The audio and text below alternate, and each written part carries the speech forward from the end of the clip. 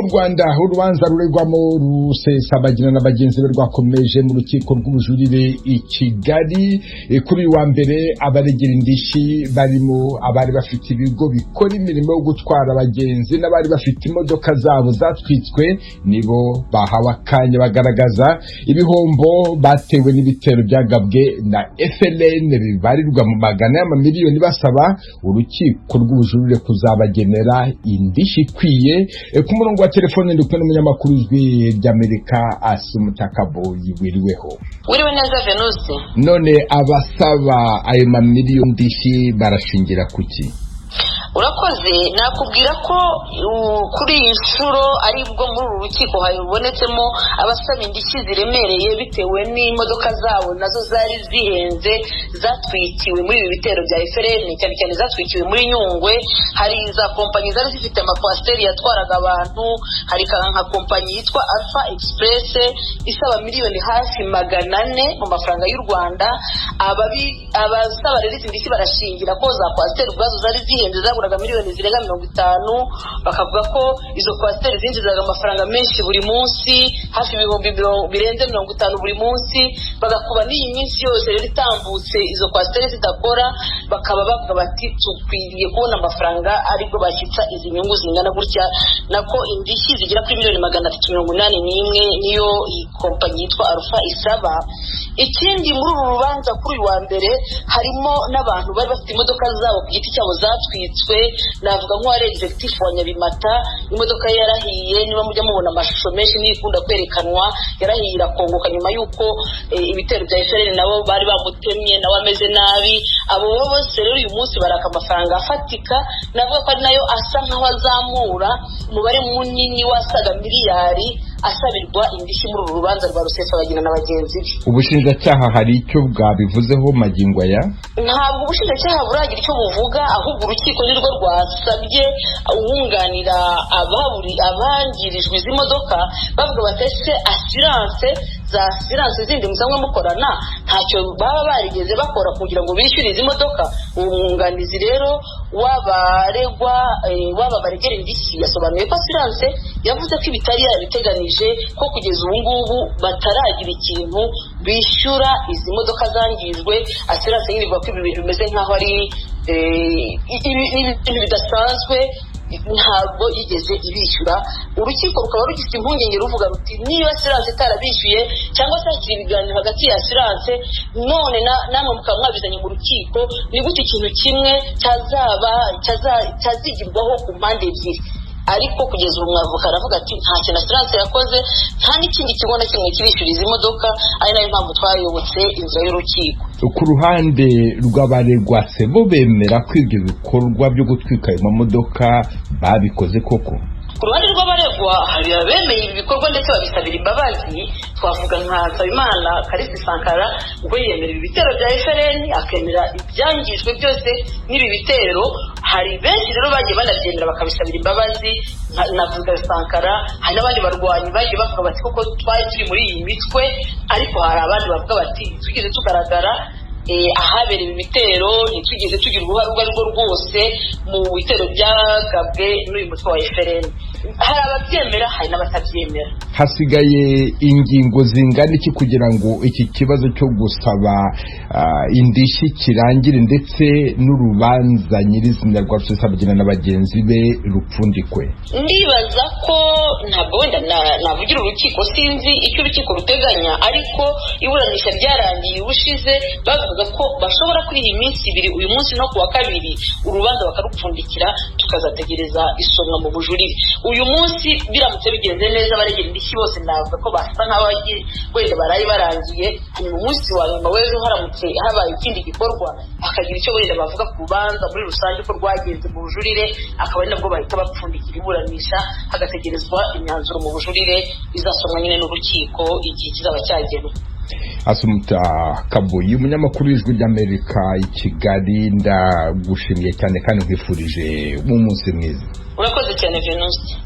Tukivuga ku bucamanza mu Rwanda, umucamanza mu rukiko rw'ubujurire araburanisha kandi urubanza rw'umunyamakuru Dieudonné Niyonsenga uzwi nka Cyuma Hassan. Ni urubanza ubushinjacyaha bumuregamo ibyaha byo gukora no gukoresha inyandiko mpimbano no kwiyitirira umwuga w'itangazamakuru. Mu mpamvu zateye uregwa kujuririra icyemezo cy'urukiko, aravuga ko umucamanza ashingiye ku mategeko atariho. Aravuga ko urwego rw'abanyamakuru bigenzura mu Rwanda rudashinzwe kugira umuntu umunyamakuru umwuga, rushinzwe kugenzura imyitwarire y'abanyamakuru. Ubushinjacyaha bwo buravuga ko Cyuma Hassan yagombaga gukora itangazamakuru abiherewe uburenganzira n'urwego rw'abanyamakuru. Mu mpera z'umwaka 2021 nibwo urukiko rukuru mu Rwanda rwategetse ko umunyamakuru wa Ishema TV ahita afatwa agafungwa imyaka 7. Yanamuhanishije gutanga ihazabu ingana na miliyoni 5 z'amafaranga. Ibyaha byose arabihakana, akavuga ko bishingiye ku mpamvu za politiki. Washington, Ijwi ry'Amerika.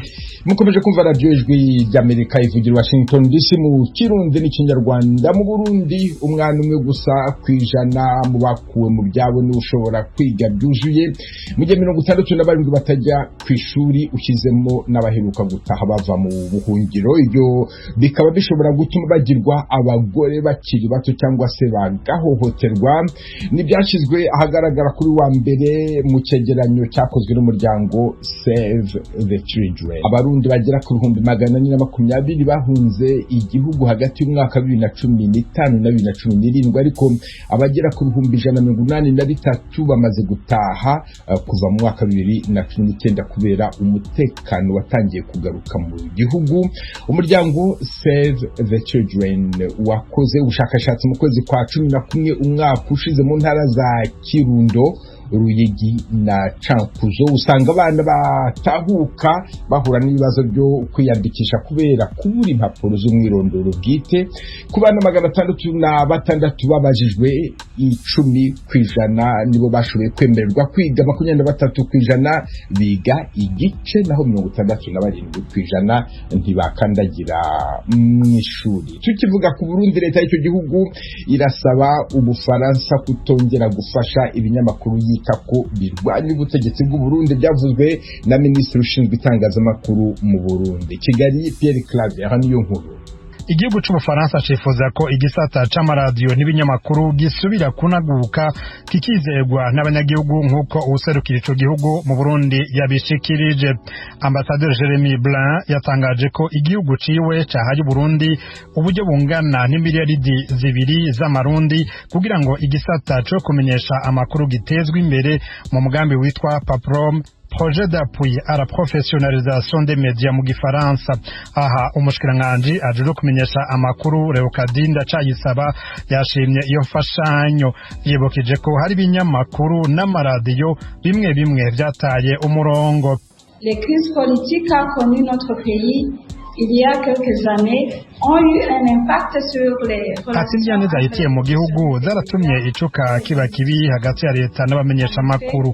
Bamwe mu bamenyesha amakuru bari bagiye akarangamutima kabo bigira mu bya politike, baba abavugizi babashaka gusambura igihugu cane cane batavuga rumwe na leta. Nawe reka kuvuga ko yaba leta canke abanyagihugu bari basigaye baraba ribi ayo maradiyo n'abayakoramwo. Twifuza ko ako kabi katosubira kugaruka kandi ko atawusubira kubafata mu mugongo canke kubaha uburyo. Ubu turashima ko icuka hagati ya leta n'ibimenyesha amakuru casubiye kuba ciza. Uyu mugambi uzodufashe bibandanye muri iyo nzira nziza. Bamwe muri abo bamenyesha amakuru umushikiranganje yavuze n'abahunze igihugu ubu barenga 100. Aba ndetse barashinze amaradiyo avugira canke yandikira inkuru hanze.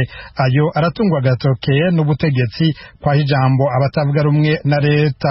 Umushikiranganje yifuza ko igihugu c'Ubufaransa n'ibindi bitofata mu mugongo ayo maradiyo, ahubwo ko ivyo bihugu vya Buraya byofasha gufasha ubushikiranganji arongoye kunagura ubushobozi bw'amaradiyo n'ibinyamakuru bikorera mu gihugu. Yizera ko ico gikorwa Ubufaransa bwatanguje mu Burundi kizogirira akamaro kanini amaradiyo n'ibinyamakuru. Aujourd'hui, le visage médiatique burundais ne cesse de s'élargir. Ati muri iki gihe isura y'amaradiyo n'ibinyamakuru iguma ihinduka isa neza uko iminsi yera, kuko haguma havuka n'amaradiyo yegereye abanyagihugu akorera ku buhinga bw'ingurukana bumenyi n'ibindi. Ayo maradiyo nta buryo afise, bigatuma akoresha abimenyereza badahembwa ngo batange amakuru afise akanovera. Twizeye ko umugambi uzofasha cyane mu kubakaririza ubwenge no kubongerera ubumenyi. Turasaba nuko hotangwa n'ibikoresho bigezweho kunganira ikigega leta yashizeho kidahagije cyo gufasha amaradiyo n'ibimenyesha makuru. Uwuserukira Ubufaransa mu Burundi Jeremy Blin nawe yavuze ko igihugu ciwe kidashobora gushigikira amaradiyo n'ibinyamakuru bisambura canke bicanishamwo, arico gituma bifuza kwigisha no gukaririza ubwenge abamenyesha makuru kuva no muri za kaminuza ziramura abakora uwo mwuga. Il y aura 3 grandes composantes. La première qui sera une composante d'appui aux universités pour renforcer Ati tuzoshigikira ibisata bitatu, harimo gufasha amakaminuza aramura abamenyesha makuru mu nyigisho n'ubushakashatsi. Tuzokaririza ubwenge abamenyesha makuru, tubabe hafi kugira ngo umugera wo gucanishamwo no gusambura uranduranwe n'imizi. Ikindi umugambi uzoshira imbere no kunagura imigenderanire hagati ya leta n'abamenyesha makuru, ntibasubire kurabana nk'abansi ahubwo babe abafatanya ibikorwa. Aha rero tuzoba turi kumwe n'abavugizi b'inzego za leta zitandukanye avec les porte-paroles des différentes institutions publiques. Igihugu c'Ubufaransa cibukije ko kuva kera camye gishigikira utwigoro two guteza imbere abamenyesha makuru n'umwuga wabo. Userukira ico gihugu yavuze nk'itunganywa ry'urunani rw'amaradiyo Synergie des Médias mu bihe vy'amatora yo mu mwaka w'2005 ayo mu mwaka w'2010 n'inyuma yaho gato. Pierre Claver Niyonkuru, Kigali, kubwijwe rya Amerika. Perezida wa Repubulika ya Demokarasi ya Kongo Felix Tshisekedi yatangaje ko yagiranye amasezerano mu rwego rw'umutekano mugenzi we wa Turukiya Recep Tayyip Erdogan uri mu rugendo muri icyo gihugu. Yasabye kumufasha kurwanya imitwe yitwaje intwaro. Kuri uyu wa gatanu Minisitiri w'Iterambere muri Repubulika ya Demokarasi ya Kongo yasabye imitwe yitwaje ibirwanisho iteza intambara mu turere twa Fizi, Uvira na Mwenga gushyira intwaro hasi. Yagiranye ibiganiro n'abahatuye. Inkuru irambuye Vedaste Ngabo.